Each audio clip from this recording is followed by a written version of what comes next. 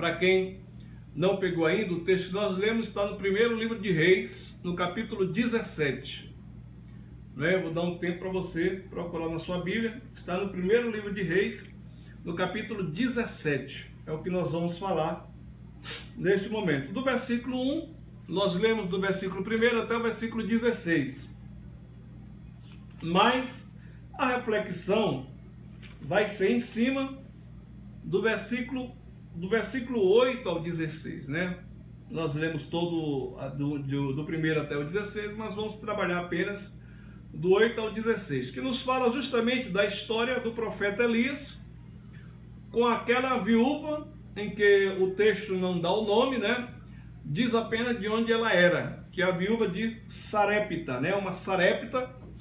Sarepta era uma cidade que ficava ali na margem de Tiro, Sidom, portanto fora, um pouco distante de Jerusalém, à margem de Tiro e de Sidom.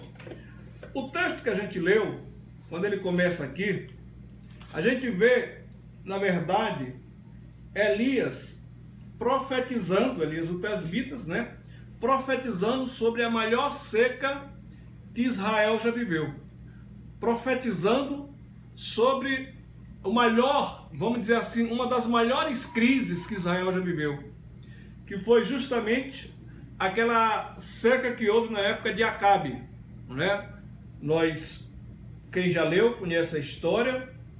Acabe e Jezabel, Jezabel fez um reinado, porque na verdade era ela quem reinava, não era Acabe, apesar de Acabe ser o rei.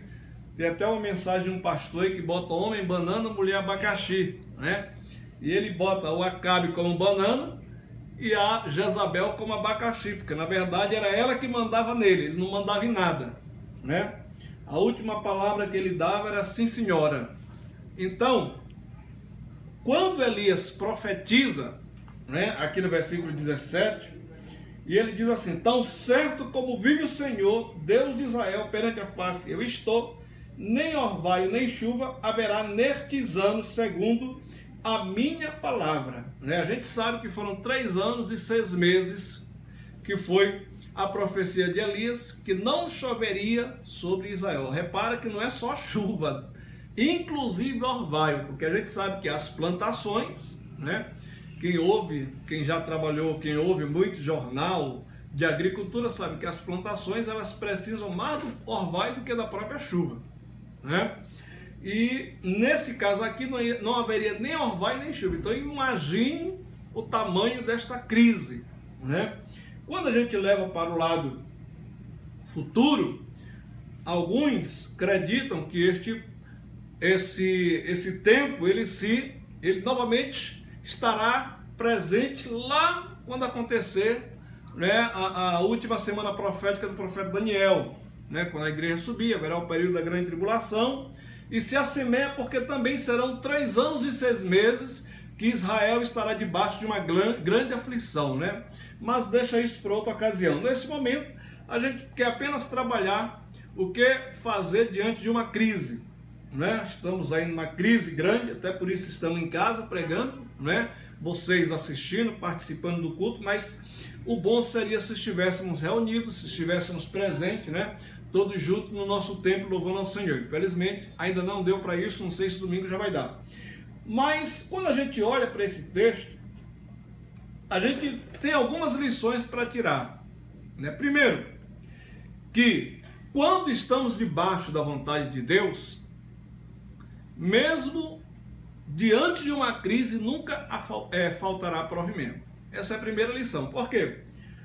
Quando Elias lança essa profecia, e aí de imediato ele é perseguido por Jezabel, Acabe e Jezabel, e ele foge, e aí vem logo, Deus fala com ele e diz assim, veio-lhe a palavra do Senhor, versículo 2, dizendo, retira-te daqui, vai para o lado oriental, esconde-te junto à torrente de Querite, fronteira ao Jordão. Ou seja, Deus manda Elias fugir, Parece um pouco contraditório quando se trata de Deus, porque geralmente a gente tem em mente, que quando estamos com Deus precisamos enfrentar, confrontar tudo, Na verdade, não é assim.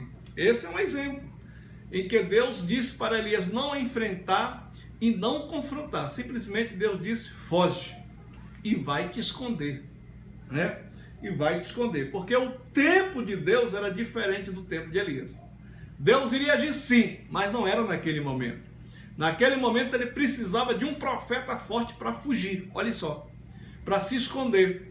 Mas como Elias estava debaixo da vontade de Deus, como Elias estava debaixo da palavra de Deus, no versículo 4 a gente tem essa lição, que quem está debaixo da vontade de Deus, mesmo diante de uma crise, jamais faltará provimento. Versículo 4: beberás da torrente, e eu ordenei aos corvos que ali mesmo te sustentem. Ou seja, não faltaria água e não faltaria pão para Elias durante algum tempo. Ele não precisava nem sair da caverna. A água não iria faltar e o pão, Deus já havia planejado, programado um mantimento para Elias. Porque é assim que ele faz conosco. Mesmo debaixo da crise, quando estamos debaixo da vontade de Deus, o provimento sempre estará presente em nossas vidas. Lembra do salmista que diz: fui moço, hoje sou velho, mas nunca vi o justo desamparado e nem a sua descendência mendigar o pão. Quando a gente vai um pouco para frente, aí vai, versículo 5, Elias obedece, versículo 6, os corvos lhe traziam pão pela manhã e carne, como também pão e carne ao anoitecer, e bebia da torrente. Ou seja, Elias, mesmo dentro da caverna, almoçava e jantava hambúrguer, né? Pão e carne. Então, de repente, ele tinha lá garantido o hambúrguer, né? E a água para tomar, não lhe faltava nada. No versículo 7, aí entra uma outra situação. Mas passados os dias, a torrente secou, porque não só chovia sobre a terra. É natural, é o curso natural das coisas. Quando para de chover, quando tem uma estiagem, e quando isso demora muito tempo, os riachos começam a secar, os rios começam a secar, né? Porque as fontes que alimentam os rios também são alimentadas pelas chuvas que descem, né? Que penetram aí nos chamados aquíferos naturais, e eles é que vertem para fazer os rios, né? Então, quando uma coisa não acontece, a outra em seguida também não acontece. Foi o que aconteceu nesse versículo 7. Passados os dias secou porque não havia chuva sobre a terra. No versículo 8, Deus fala novamente a Elias. Talvez Elias pudesse agora querer, se fosse uma outra pessoa, se desesperar. E agora? Deus mandou eu ficar aqui, mandou eu me esconder nessa caverna, me disse que teria água, me disse que teria pão, me disse que teria carne, todo dia vinha, agora a água acabou. O que fazer? Mas Deus não nos deixa desamparado. Salmo 46, né? Socorro bem presente nas tribulações. Deus é refúgio e fortaleza.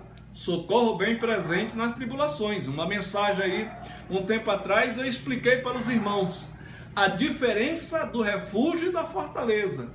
Ou seja, as duas ações de Deus. E aí Deus agindo como refúgio na vida de Elias, né? No versículo 8 tem: então veio a palavra do Senhor dizendo: dispõe-te e vai a Sarepta, que pertence a Sidom, e demora-te ali onde ordenei uma mulher viúva que te dê comida. Olha, queridos, certamente a gente, na nossa inocência, pode imaginar: não, se Deus está preparando alguém para me ajudar, se Deus está preparando alguém para me auxiliar, se Deus está preparando alguém para prover uma condição que não tem, então deve ser alguém, né? A gente pensa logo, alguém abastado, alguém rico, alguém que tem condição, né? Para chegar lá e investir na minha vida, e investir no meu ministério, e investir no meu trabalho, e me ajudar. A gente pensa logo assim, como humanos. Mas quando a gente vê aqui, Deus fala para Elias: preparei uma viúva, né? Para que te dê comida. Logo, Deus não estava dizendo que Elias teria conforto, dizendo que ele estaria numa situação, né, ali de certa forma robusta, de certa forma farta. Porque se hoje, muitas das vezes é complicado, né? Para uma viúva que cria seus filhos só, imagine naquela época que a mulher não tinha nem muitos direitos, né? Imagine a dificuldade. Mas Elias em nenhum momento questiona Deus, ele segue, né? E aí a gente começa a ter aqui a segunda lição desse texto. Que a primeira lição nós falamos que diante da crise, se nós estamos na vontade de Deus, Ele sempre terá provisão para a nossa vida. Ele sempre terá algo surpreendente para mim e para você mesmo diante de uma crise. Basta estarmos debaixo da vontade dEle. A segunda lição que a gente aprende: Deus não precisa de alguém preparado para te auxiliar, para te ajudar. Deus não precisa de alguém preparado para me ajudar, para me auxiliar. Não, porque é Ele quem capacita, é Ele quem prepara, né? Foi o que aconteceu com Elias. A mulher não estava preparada, era uma viúva. E aí quando chega aqui no versículo 10, então se levantou, foi a Sarepta. Chegando à porta da cidade, estava ali uma mulher viúva apanhando lenha. Olha só a situação da pessoa que iria ajudar o profeta. Estava ali apanhando lenha. Versículo 11. Ainda no 10. E ele a chamou e lhe disse: traze-me, peço uma vasilha de água para eu beber. Né? Para eu beber. Indo ela buscá-la, ele a chamou e lhe disse: traze-me também um bocado de pão na tua mão. Elias já sabia que era aquela mulher, mas ele ainda não conhecia a situação dela. Ele não sabia como aquela mulher estava vivendo. Mas em nenhum momento ele duvidou daquilo. Por quê? Porque foi Deus que o havia mandado lá. Foi Deus que o havia preparado para chegar lá. E se Deus tinha colocado aquela mulher como auxiliadora dele naquele momento da crise, fosse quem fosse a mulher, estivesse na condição em que estivesse, Deus ia prover toda a situação para que ele fosse alimentado. Você está entendendo a coisa? Você está entendendo a preocupação? Quando a gente coloca nas mãos de Deus, tem um hino que diz assim: meu servo, não temas, né? Não temas porque te escolhi. Sei que é difícil, mas confia em mim, né? Confia em mim e verás o meu poder. Você lembra desse hino? Ele é um pouquinho antigo, né? Da época que eu era criança. Mas é um hino muito lindo, né? Uma letra muito robusta espiritualmente. E é isso que Deus faz, né? Não temas, confia, entrega, né? Como está lá no Salmo 37, versículo 5. Entrega o teu caminho ao Senhor, confia nele e o mais ele fará. Não adianta só confiar, tem que entregar, né? Foi o que Elias fez. Ele entregou naquele momento. Não, se Deus é quem está nesse negócio, se Deus já comprou esse projeto, aí Elias vai. Versículo 11. Indo ela a buscá-la, ele a chamou e disse: traze um bocado de pão na tua mão. 12. Ela, porém, respondeu: tão certo como vive o Senhor teu Deus, nada tenho cozido, há somente um punhado de farinha numa panela e um pouco de azeite numa botija. E veis aqui, apanhei 2 cavacos e vou preparar esse resto de comida para mim e para o meu filho. Comê-lo-emos e morreremos. Olha só que situação que estava a mulher. Não tinha nada em casa, nada cozido. Foi apanhar uns gravetos para cozer apenas o pouco que ela tinha em casa, que era suficiente para comer uma vez para ela e o filho dela, e depois iriam esperar a morte. Você está pensando? A crise de Elias era grande, a da mulher ainda era pior, não é? Foi o que nós falamos domingo passado na mensagem que fizemos aqui na reflexão. Que mesmo em condição difícil, sempre temos a chance de abençoar alguém que está pior. Porque Deus nos dá esta oportunidade. E agora Elias estava numa situação difícil, crise difícil, e a mulher estava pior.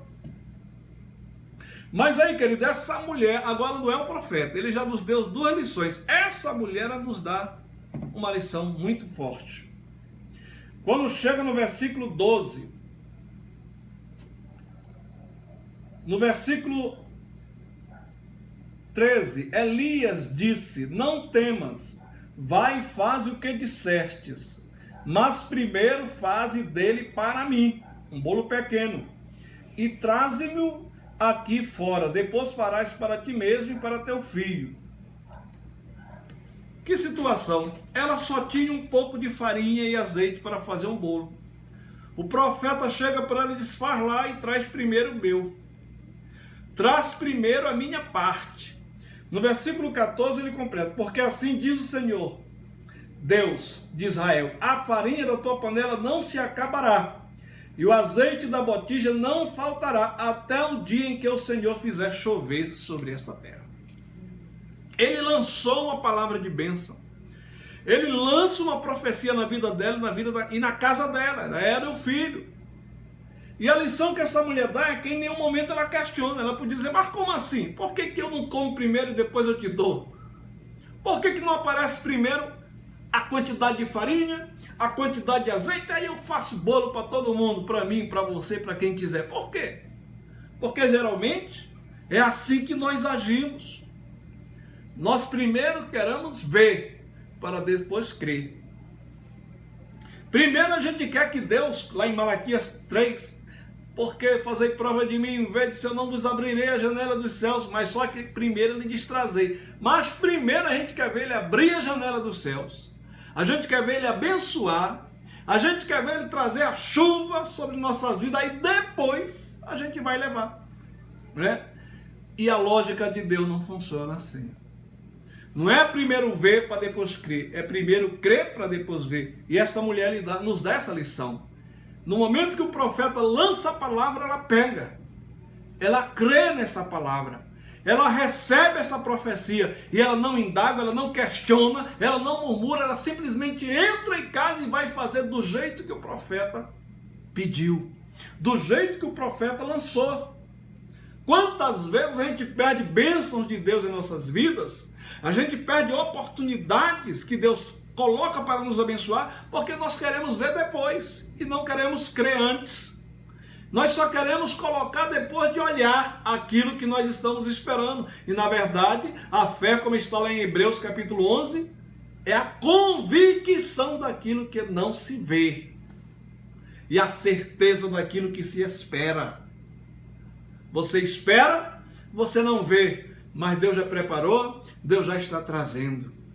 Isso pode ser, querido, o teu mantimento, isso pode ser a tua saúde, isso pode ser a tua libertação, isso pode ser bênção na tua família, isso pode ser bênção na tua casa, isso pode ser bênção sobre o teu filho, tua filha.